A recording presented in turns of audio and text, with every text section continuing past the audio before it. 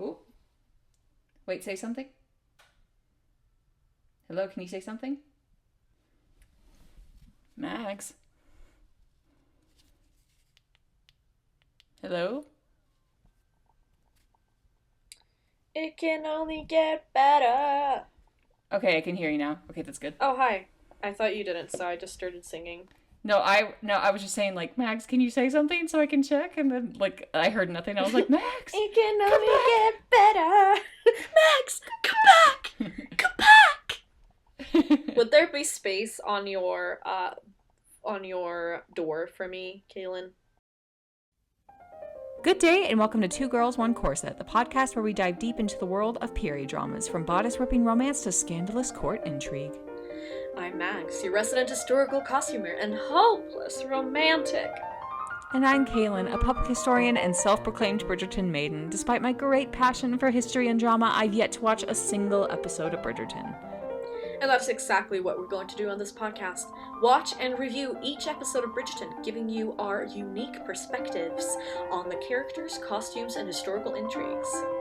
So grab your corsets, boil yourself a cuppa, and join us as we take a trip back in time to Regency-era England with Two Girls, One Corset. Let's get started. We are on the series finale! Oh, we have reached the end. Can you believe we did it? I am proud of us for, like, sticking through the whole season, so. Can you believe we followed through? We did it. We did the dang thing. Can you believe all the ridiculous things we've said on this podcast? This is our digital footprint now. This is it. This is it. My family's going to hear that I've sworn online, and they're not going to be happy about it. I mean, have you? To be fair, I don't know. I said the B word twice. Oh, I don't even hear it anymore. Wow. I'm apostate. Whatever. I know. Crazy. Oh, I don't think they're actually listening to this podcast anyway, so yeah. I'm crazy, girl. Crazy. Absolutely wildin'. Well, nah, it's been good. How you doing, Kaylin? I'm doing pretty fun and dandy. So, I am very eager to talk about the finale because they always pull out all the stops for a good old finale. You pull out? No, I said, like, they pull out all the stops for a finale. Oh, okay. Get your head out of the gutter. No, I was just because it was very on theme. It was very on theme, okay? Okay, it is. It was good. Sorry. Yeah. Removeth thine cranium from the receptacle of the sewage. Never. I am the trash. The trash is where I belong. Get in the bin. I am a rat. Well, anyways, yeah. Let's jump into the episode. Because this TV show is also a little bit trash, but I'm here for it. You know, that's why we made an entire podcast about it. Lady Whistledown is going on about different couples, and we see their dynamics, how they're working out, like the Queen and the George III. We see Daphne. We see who else? I can't remember. The Featheringtons? ? Yes, the Featheringtons. We have Alice and Will, and it's worth noting, dear listeners, that there is a narration over this where they talk about the fastest courtship in Regency history, or in Bridgerton history, I should say, like, you know, in this canon universe. Miss Mary Leopold once secured a betrothal in less than 5 minutes over a bit of candy. And that is some BYU level engagement right there, honestly. Seriously. It's, no, I could never. It takes me way longer to commit. Yeah, I feel like if she lived today, she would have a bunch of tattoos. Very much so. Me? Oh, yeah. And a few piercings as well. But you know what? You go, girl. And we cut to Granville painting Simon and Daphne. And he's like, hey guys, you can smile. And hey, look like you actually care about each other, maybe, for the painting. That is such a thing that, like, we would always... I swear, every mother has said that at some point while trying to take family pictures with everyone. Like, act like you love each other. it's very that, and I mean, I just feel sorry for Lord Granville that he has to put up with these two, because honestly, I wouldn't want to either. I hope he's being paid Well, well, at least. yeah. And during this portrait painting, we are finding out that they're gonna throw one more ball, and then the ruse is over, and they're gonna go live their separate lives. It's like, fair enough. Fair enough, because Daphne doesn't have a child, and yeah, so they're just gonna skip, scoot, scoot, bye bye. And then Henry, who's painting, is just like, wow, you both are the picture of devotion. Little does he know. He is just trying his best. He's also really awkward about it. He's like, I just want to go home, please. But also they're paying me to be here, so hey ho. Well, Benedict is being assaulted with questions from Eloise. I can't remember what the questions were, but he was. Yeah, and specifically about Madame Delacroix, and he is just trying to brush it off, and we cut to all the Bridgerton kids just enjoying themselves, and Hyacinth is doing her usual thing where she bombards people with questions, and so she's asking Anthony if she can join in at Aubrey Hall, but Anthony is distracted by the announcement of a new opera in the paper starring his beloved Sienna, and he's such a Eloise. simp. Yeah, he truly is, which, to be fair, like, I as a woman who has a boyfriend who some would qualify as a simp, I don't mind it. Oh, he's such a simp. I love him for that. I went from having my ex situationship being like, do you expect me to simp over you, to a man who, like, is the best. So worships the road you walk on, seriously. I love that man so much. Anyway, back to the back to the podcast. I'm getting giggly. Anyway, so wow. Benedict is just trying to draw on his book. Yes, Benedict is trying to draw on his book and ignore Eloise, and she's constantly asking questions, and so he's just kind of like, man, I thought you would be more open to a woman, like, being out and about in society with her own business. Why are you being so judgmental? And of course, Eloise is like, that's not the issue, but she can't say why, and so Benedict is skeptical about it. So she has to go and get ready for the ball, and then Lady Bridgerton comes in with word that Francesca is going to be back in time for the ball. And, you know, it's just a lot of Bridgerton family news, and Lady Bridgerton's just like a download of information.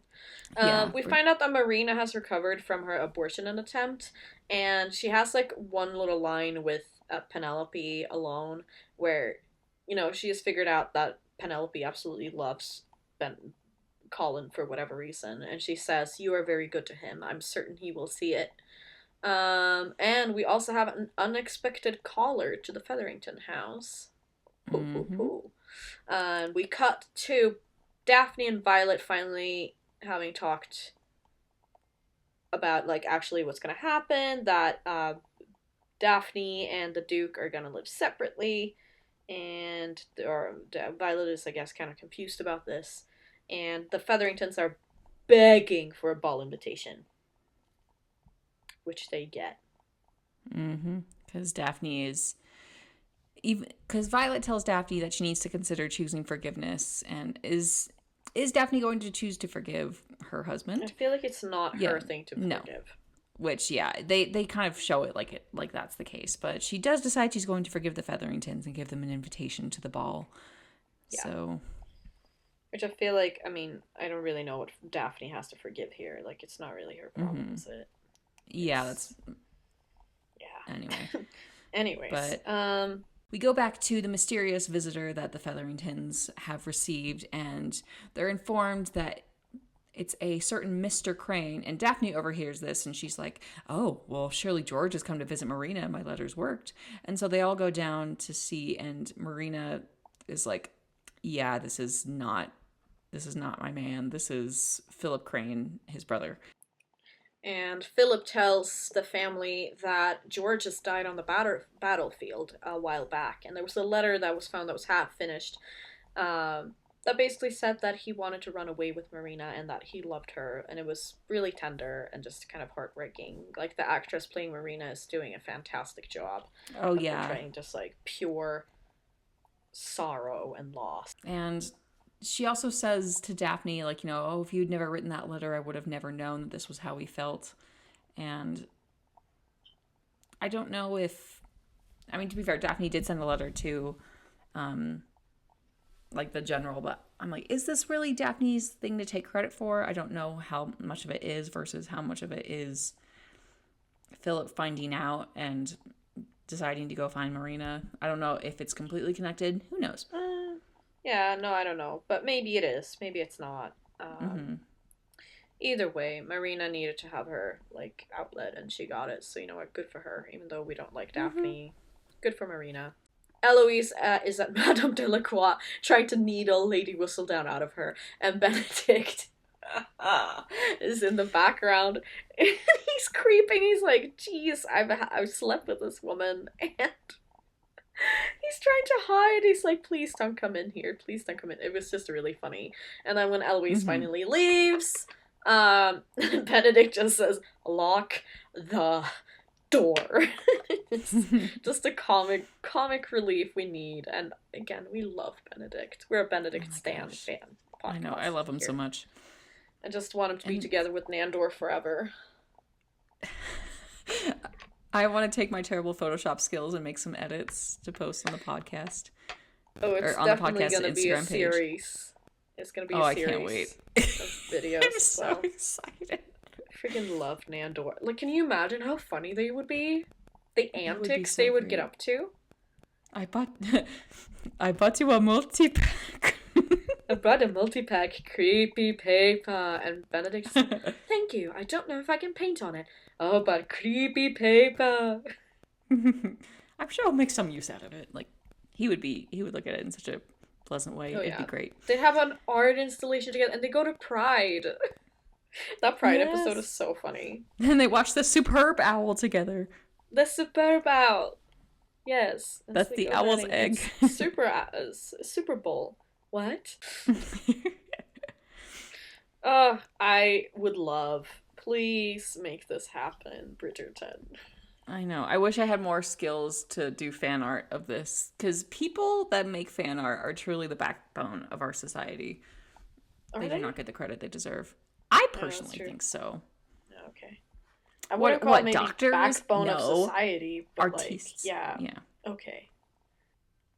Yeah, doctors, no. Firefighters, no. Fan artists, yes. Wow. I hope you sign off on this, Galen. Yeah, absolutely. Okay. I'll say it with my full chest. You're like, NHS, who is she? Fan art artist? Yes. Mm-hmm. Habitat for Humanity, don't know them. Who is she? Okay, I've done this bit long enough, so I'm gonna get canceled. Anyway, so we cut back to Daphne and Simon. Simon is on his way to go see Will's match, and she's like, well, I'm getting our next ball ready, so I don't have time to go do stuff like that. And then as Simon is about to leave, Daphne's like, why did you make that vow with your dad? I deserve an explanation. I established this last episode, but maybe that's just No, they have another conversation about it. Oh, they do? They do. Huh. And so, she's like, I deserve an explanation. And he's like, you do. And he's like, I'm doing it for your own good because you'll be better off without me. And then we go over to the fight. And what I really love is Alice is getting Will ready for him. And she's like, she's a cutie. I love how supportive they are of each other. And so she's like, if you win, then we can take our fights like all over England. And we could have a lot of success, but it's risky business for a fighter to, build his whole career off of that. It's a very dangerous sort of profession. And he's like, I don't want us to live from fight to fight. It'd be nice for us to kind of have a more established future. Yeah.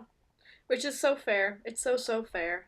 Well, Will is definitely scheming to lose the fight, and Lord Featherington is making a wager with the sketchiest looking dudes he could find in the entire establishment. Which I guess is because, all the non-sketchy dudes, they already have bad blood with him, and they're like, no. So he has to go to the sketchy. And we're cutting back to the Featherington house, and Sir Crane is proposing to Marina because he feels like it's his responsibility because his brother effed up properly, And truly. what are your thoughts on this? Because, like, I know it's probably, out of honor and expectation. I I find it nice that I mean, it is a Christian he's doing value. that. Yes. So, I mean, yeah, it is a Christian value. I can't tell you how much it's observed at like that late, but I feel like it would have been observed because it's just like, I mean, the scripture, right, is just for social structure, for a time and a Yeah. place, and I mean, I think it would it's kind more of so make just for sense in this decency. time.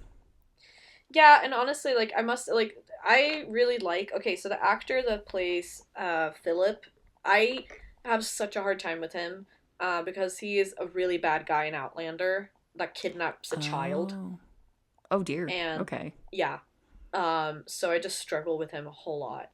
But he is absolutely. I feel like he's kind of delightful, and it speaks a lot about him that he is willing to do this for Marina. And she just like full on rejects him because she is of the belief that she is no longer with child. So what does it matter? Mm-hmm.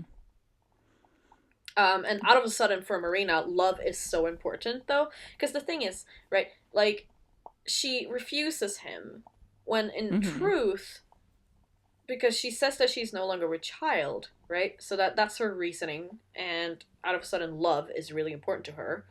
Mm-hmm. Um, but she's still a ruined woman. Yeah, I feel like it would still be helpful in this situation. Whether or not she's with child, like this has like stained her reputation. Which I don't agree with the fact that her reputation is stained, but we got to Mm-hmm. look at it from the societal point of view. Like I don't fully. She's not that smart, and her age is truly showing in this episode. Well, in this moment Yeah. right here. Um, Either way, she should have accepted him the first time. Well, Daphne is reaches on what is socially acceptable and reads the unbroken letters that Simon wrote to his father when he was a child to get some answers. And again, like I just feel like this is such an overstep again. Like Daphne, like I It understand you want to is. know, but if your husband doesn't want to share that with you, like it's not your business. It's really not your business. Ugh, it's just Yeah. uncomfortable. Well, Anthony and Sienna are throwing sex ice at each other at the boxing match, and it's just really funny. And they end up having sex under the bleachers, which is so funny. Yeah, they tend I feel like they pick interesting places to carry on their They rendezvous. do. In an Like the open tree door in the in the first middle of the episode street. and stuff. The tree. Yeah, like He's like mhm. a voyeurist. Is that what it's called? Yeah, I think so. He for sure is. It's weird. Anthony, stop it. Mhm. But anyway, the fight is carrying on and Featherington is cheering on for the other opponent called the Beast. And Beast. Will is, it's coming close. Will could easily win, but then he Mm. decides not to and like falls to the ground. He doesn't return some of the last hits. And so everyone's like, the Beast has won. And so Lord Featherington is super excited because he's like, oh, I just made bank. This is going to be great. He made And then, bank. yeah, Simon goes over to like check on Will, and the two sketchy guys that Lord Featherington like made the deal with, they're like, this seems suspicious. That's Yeah. suspicious. That's weird. That's suspicious. Well, anyway, so it cuts to Lady Danbury coming over to the Duke of Hastings' house and is going to help out with the ball. Go Lady Danbury. She doesn't only throw her own soirees, she also helps other people. We freaking love a charitable queen. Mm-hmm. And she starts talking to Daphne about Simon's childhood.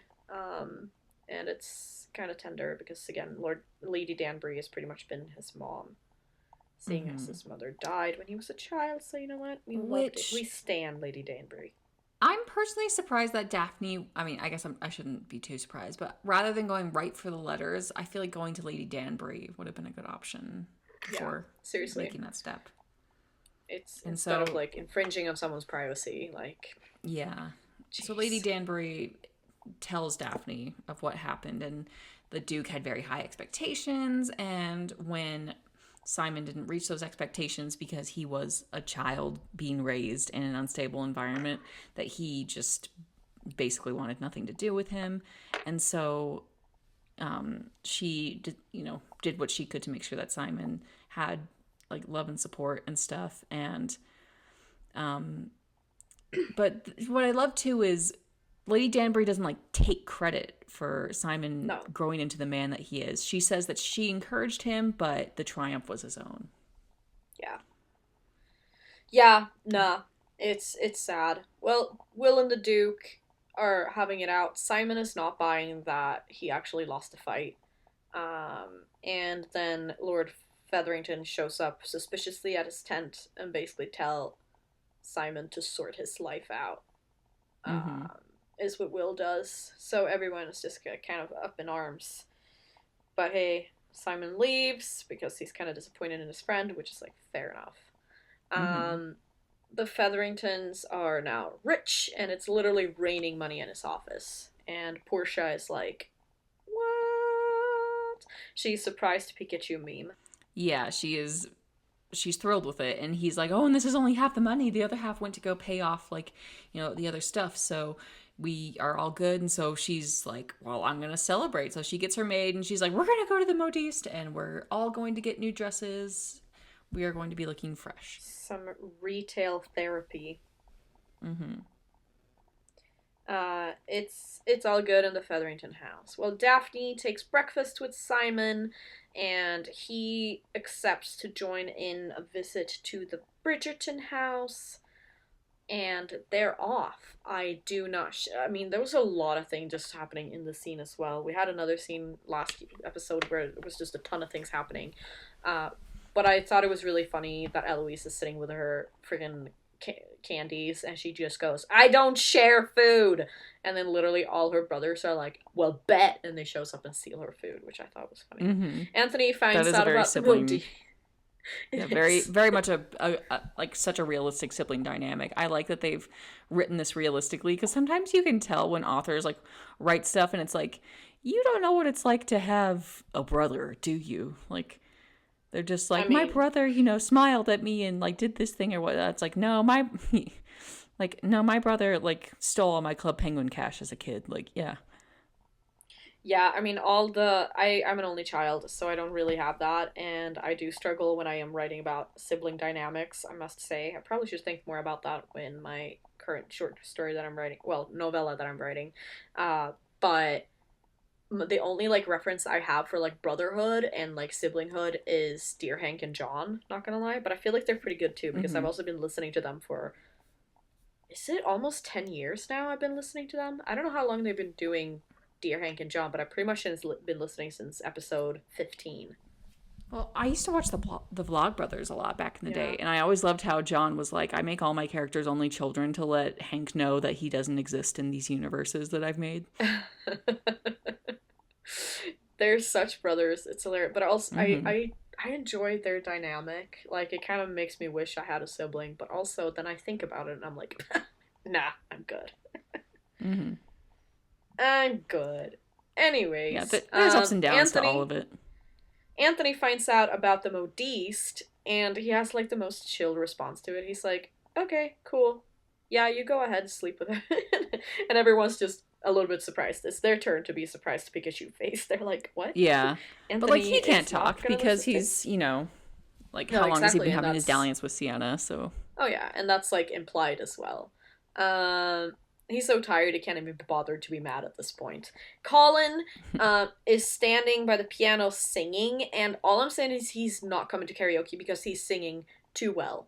He's not allowed. I mean, first of all, he's Colin. Like, and then also he wouldn't want to go too well. He's not I found out Luke Newton, the actor, apparently he actually like studied musical theater.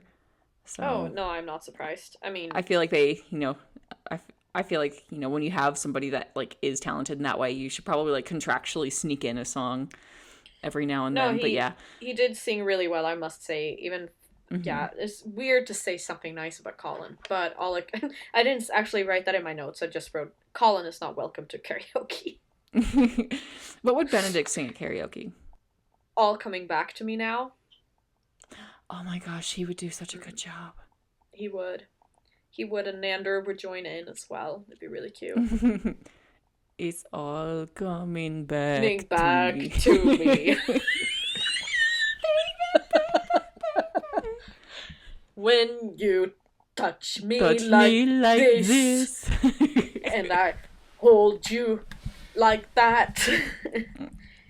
What is this thing karaoke? It is very fun. Karaoke. Karaoke. What is this thing karaoke? Oh, that would be so great. But Next one thing that is very, on... I will say, one thing that I did find very sweet about this episode is, even though Simon has been very insistent about not wanting children, he is so good with Hyacinth and Gregory. Oh, yeah. He's like, he's like made a little origami pony for them, and he's like playing with them and everything. He's very sweet. He's a sweetheart, which is like, why, like, yeah, I just hate that Daphne did that to him. Like, I can't get over it. Like, even the resolution, and like, it's just like not an acceptable resolution. Spoilers, I guess. Well, if you listen to this episode, you hopefully have seen the episode as well. But it's just not an acceptable resolution. Anyways, Eloise tells Penelope about the Delacroix theory, and the Duke is, as you said, being cute with the younger sisters. There are new dresses in the Featherington house, and it was just really funny.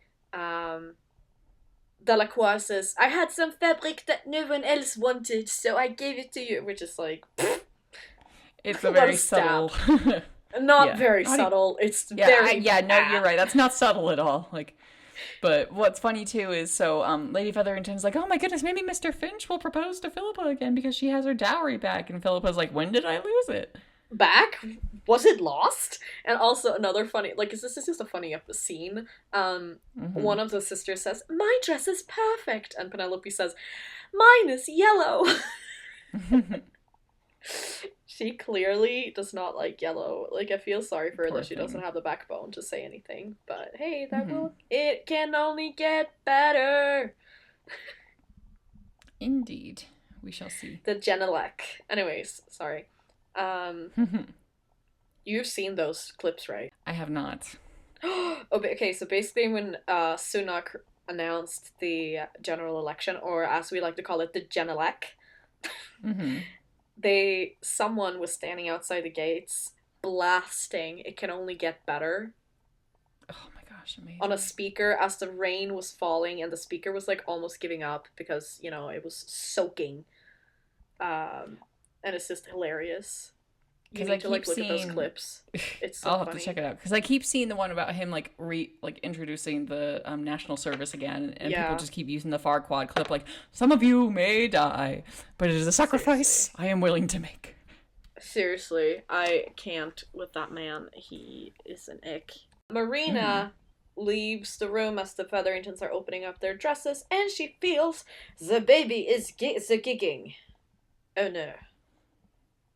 And so she's like, fetch me the doctor, and everybody is like worried about it. And then we cut back to Lady Whistledown saying, this is the final ball of the season. There's going to be anticipation or dread. And then we see the finished portrait of Daphne and Simon, and it looks great. Honestly, Kurt, like, applause, a little applause for Lord Granville.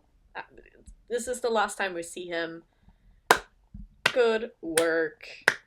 You nailed that portrait with 2 sourpusses. You still managed to produce some pretty cool art.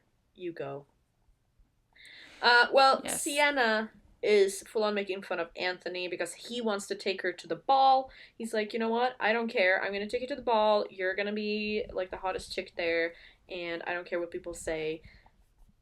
And she's just like, you're insane, which, yes, that would be correct. That would be a pretty insane thing to do. And then we also go back to Marina getting checked by the doctor, and he's like, I'm sorry, but did you really think a tea was going to stop this? And so she's like, I'm still with child. And they're like, yeah, you're still with child. And so she's like, oh no, I just turned down that proposal because I was like, oh, I don't need it anymore. Shoot. Yeah, no, it's a really sad scene. I don't think I took notes on that. That's really weird. Well, Simon and Daphne, they're getting ready, and I, for some reason, wrote what the hell is going on with Simon's shirt. I think it was because it looked like a dress shirt, like a very modern dress shirt. Like, Bridgerton is so varying in quality when it comes to their costuming. And it's just like, I mean, the men's wear is rarely historically accurate. I think the one who is most historically accurate might be Anthony, actually. Yeah, with The that others are slouched just all shoulder over the seam that you love place. so much. Don't get me started. But also, he also looked insane. Do you remember the Vauxhall ball with the lights? Yes. With his shirt being absolutely weird. But anyway, so yeah, it's just the clothes are really varying when it comes to the men. But it was just a really weird shirt. Daphne and Simon are having banter. Simon's has gray hair and wrinkles after these couple of weeks. And it's, yeah, yes, because trauma. You've been traumatized by your wife. Of course, that's a lot to deal with. Wrinkles. That is a lot They to also, deal with. yeah, they also look at their portrait together and they say it looks nice, and then they're trying to negotiate how many times they should dance together, and they're like, well, we should probably dance with each other at least once or twice. And then she's like, you were really good with my, yeah, it is, because they also have to do it for appearances as well. Yeah, like it's gonna look suspicious if they aren't dancing together when they've just gotten married. So yeah. Well, she's Eloise also like, is by the dressed way, up. Sorry. Continue. Sorry, she just another little point. She also was like, by the way, you were really good with Hyacinth and Gregory, and he's like, I'm good with kids, but it doesn't necessarily mean that I should have my own. And so they kind of split up, and they're getting ready for the ball. So back to Eloise. Eloise is looking cute. She is dressed up, and is snubbing off men left, right, and center. Which honestly, I can feel that. But then also she says, "I can't breathe in this corset." I'm like, shut the f up, ma'am. Seriously, no. Eloise, you can't. You're supposed to be short stays, and also like if it's a correctly laced corset, you should be fine. Yeah, it should be fine, but it should be fine. I think we've already learned from the Bridgerton universe that they're a bit more cavalier towards corsets. So they are, and it's really annoying. Well, thank you for being so perfect so I don't have to, is what she says to Daphne, which is just like, bruh, what a comment to make. Yeah. Perfect is truly a curse word, which is what I have learned in my life. Perfect, there's no such thing as perfect. And we should just throw that out and just like forget it ever existed. I like that. I think I'm gonna steal that and use it as a personal philosophy. Featheringtons are walking in, and Lady Featherington's like, Philippa, look, there's Mr. Finch, and they're happy to see each other again. And honestly, I'm rooting for them so hard. I think that's adorable. And Lady Cowper goes up, and she's like, I wasn't expecting to see you guys here. Heard your husband, like, won the big match, or like, won a lot of money. So I'm assuming he's out celebrating because he's not here, because the Cowpers cannot let anybody else, like, experience a moment of joy. Yeah. Well, we cut to Colin in a full mourning suit for some reason, which is like about 30 years too early. I was like, okay, well, anyways, he's in a full mourning suit, and Penelope and Colin are talking, and Penelope, like, very clearly is about to confess her feelings for Colin, but in true Colin fashion, he interrupts her to tell her all about this trip he's going on. And how excited he is to go on a grand tour, because he is what? A big douchebag. Yes. Oh, there's this other meme I saw up. So, dear listeners, last episode I mentioned that there's a meme format that's like, R.I.P. so-and-so character, you would have loved this. And somebody was like, R.I.P. Colin Bridgerton, you would have loved going to Spain and coming back and saying Ibiza and Barcelona. Ibiza, yeah. Seriously, and I also love there's another meme going around after season 3, because this is not a spoiler, but Vitamin String does a rendition of Mr. Worldwide, and the fandom has just taken that and run with it, and they've edited, there's this cursed editing of Colin looking like Pitbull. Have you seen it? Yes. I really love it. It's cursed because it's so good, and it doesn't look photoshopped, but it doesn't. No, his brow is like strong enough that he could pull off the bald look, because I think the actor in general usually keeps his hair like pretty short. I don't know. So But yeah, it is funny. It's so stupid. Anyways, Penn just storms off, which, you know what, you go girl. Like, leave this man trash and understand that you're worth so much more than this trash bag of a man. Mm-hmm. Especially, I just want to say too, for my fellow curvy girls out there, like, you do not have to wait around for a man to realize he's in love with you, or you shouldn't have to make concessions for a man that's like, okay, I'm into you, but I'm embarrassed by the fact that other people might think that I'm into you. Because there will be men out there that will be so unabashedly ready to love you, and I mean people in general that are ready to love you. It doesn't have to be just a, just a male oriented thing, but we're worth more than this. So I know a lot of people are excited for the Penelope storyline to get, like, representation for a girl who's not like a, kind of like the typical body type. But I feel like we deserve better than this. But yeah, so Penelope just storms off, and I'm like, you go girl. Eloise is trying to charm her way to Brimsley, like, hey, I want to see the queen. And Brimsley's like, no, you're not. Yeah, nice try. Nice try, queen. Not gonna happen. But then she's like, okay, I will say Eloise does use a bit of brains on this one, because she's like, I need to schmooze Brimsley a bit if I'm going to kind of get some of the information I want. And so she's like, wow, you must be like, really, like, really close to the queen. Like, yeah, she's like, I imagine the queen must be getting really close. And Brimsley, as we've been told in previous episodes, can't resist a bit of gossip. And so he's like, yeah, we're going to find her tonight. It'll be perfect. So she's like, wow, that's so cool. And so he ends up telling her where the pamphlets get printed and that the Bow Street police are going to see them there. That's very nice. And then the queen ends up calling Brimsley away. And so Eloise is like, oh, nice. So she bribes a footman and is like, here's my pocket money. Let's get going. Can we talk about the footman? He's kind of hot. He is. Yeah. He's kind of hot. Anyways, yeah. Anthony is at Sienna's house with flowers and a cool waistcoat. I was like, dang, we love a good waistcoat. Sienna has a boy toy over, and she will not go with Anthony because she is looking out for herself. And I'm like, you go, girl. Yeah. And so yes, she's like, look, Anthony, you may not have things figured out, but I can't, like, kind of go through that with you. There's a man inside there that accepts me for who I am, and he's not going to ask me to change. So, like, that's all. And so Anthony apologizes, as he should, and Sienna closes the door, and that is, at least from what I'm assuming, the end of the Sienna and Anthony saga. Which, honestly, fair enough, because I felt like their relationship was a bit too toxic for me. Yeah, I agree. It wasn't hot. I would rather have a miniseries about Sienna and Delacroix's little love thing, because I'm sure there's something going on there. Surely that's the next fan fiction we'll write. They're both fleecing the rich people. In this universe, it's just like Queeriton. It's queer Bridgerton. And we have Sienna and Delacroix, and we have Nandor and freaking Benedict. Yes. It's great. Yes. It's the best universe.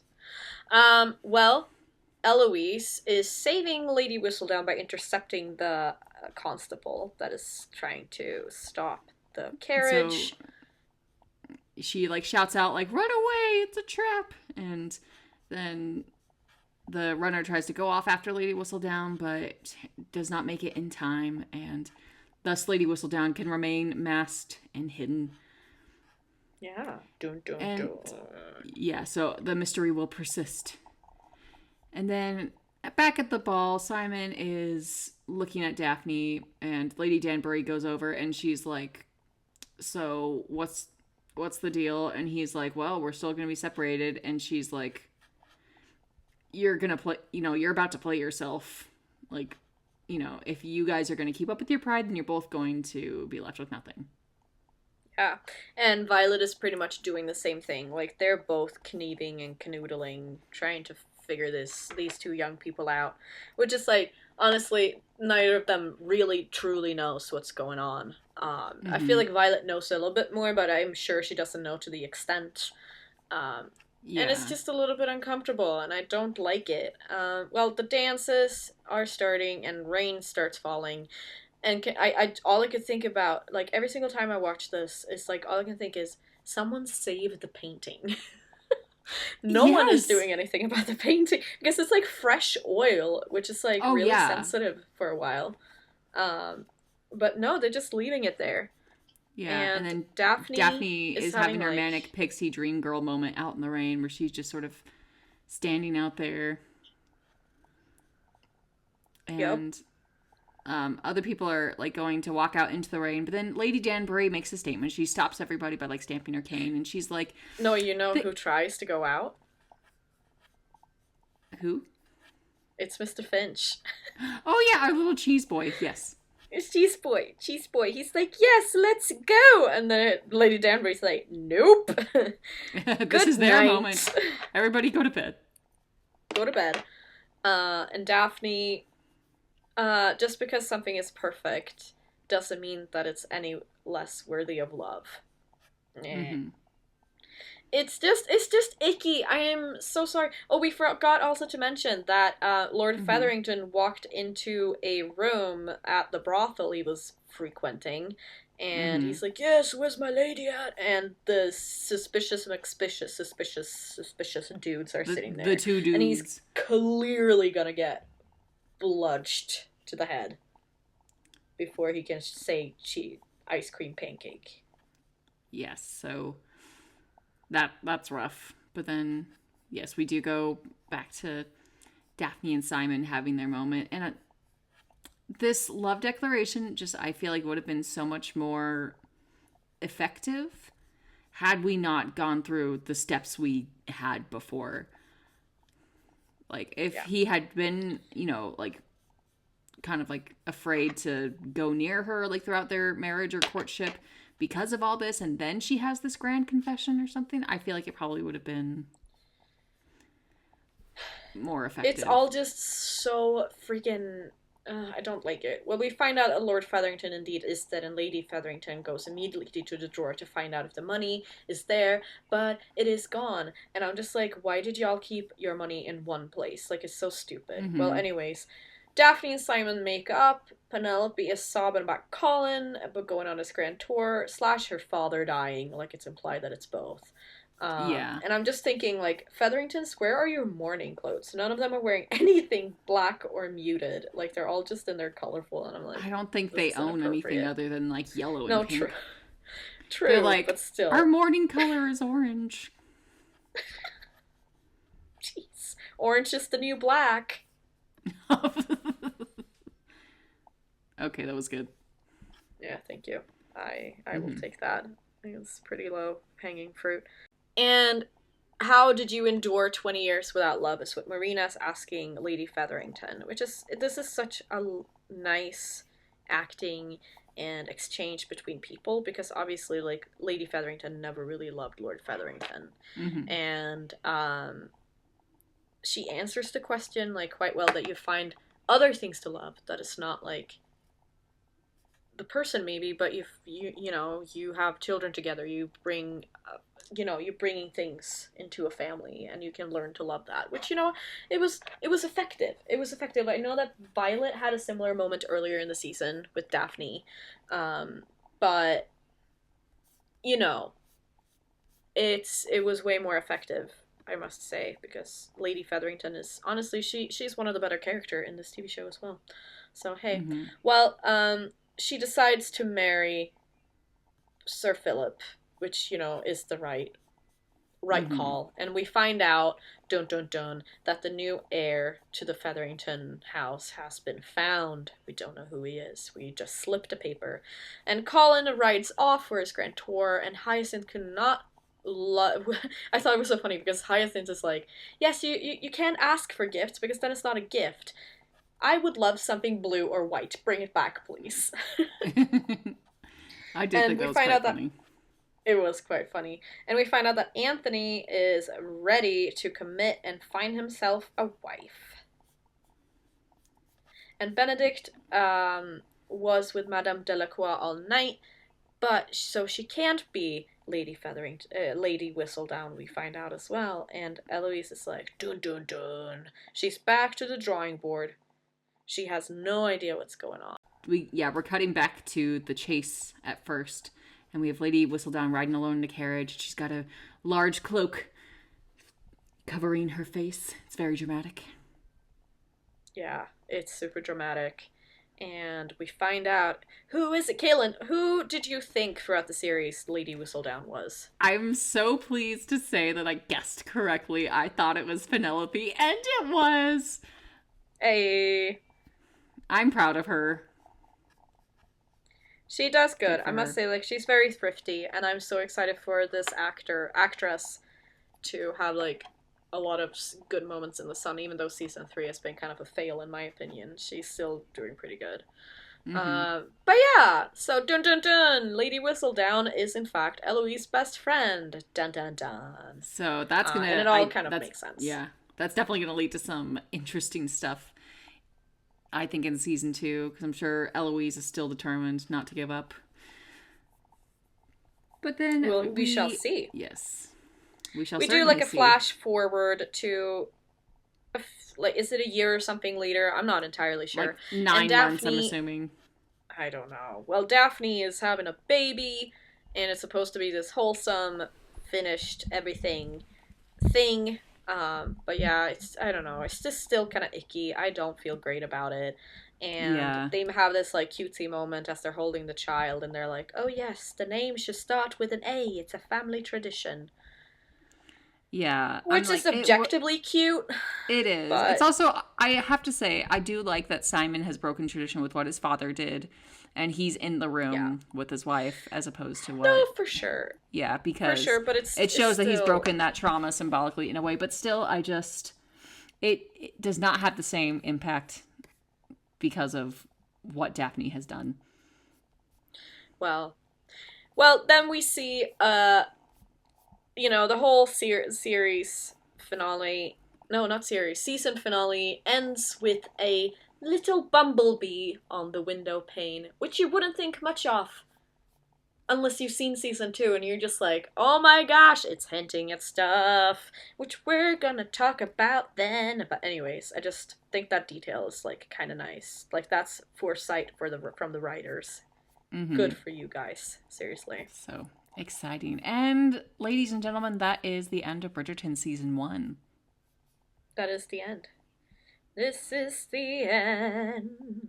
So I have to say, looking back now, my conceptions of what the show was going to be versus what it actually ended up being, the first thing I want to say, because I've been thinking about this, I didn't trust Lady Danbury in the beginning because I fully expected this show to kind of take a more one-dimensional approach to women, that if they have power that they're going to be nasty about it. But I love her. I love her so much. I want to take all of that back. She was amazing. I mean, okay, she does actually get even more. I don't like Queen Charlotte at all, really, because it's just not that great. But Lady Danbury, I must say, gets a lot of screen time in it, and I love that. Yay. Good. Solely for Lady Danbury. She's a fantastic character. But yeah, no, it's been a season, and I can see how the series have brought a lot of people into the historical costume drama, interest. Mm-hmm. And I think it's really awesome what it's done for the historical community. And I'm grateful for it. But yeah, then again, it is a very problematic TV show. We understand that, Kaylin and I. Well, Kaylin, it has been great making this podcast with you about Bridgerton Season 1. Dear listeners, we might make a little wrap-up episode about Season 1 in the next week's episode. We'll see. But then we're going to get straight on to Season 2, Episode 1 of Bridgerton. And I couldn't be more excited. I'm very, very much looking forward to this because I've heard the Anthony confession sound all over TikTok. Because people love to act it out. And I'm excited. Well, Kaylin, it's been a pleasure. Shall we do the outro? Indeed. Thank you for listening to Two Girls, One Corset. If you enjoyed our podcast, be sure to subscribe on your favorite podcast platform and leave us a review. Don't forget to follow us on social media at Two Girls, One Corset Pod for behind-the-scenes looks, updates, and more period drama content. And be sure to share the podcast with your friends who love all things romance and historical drama. Until next time, keep your corsets tight and your hearts open. Farewell, dear listeners. Farewell. Goodbye. Hey.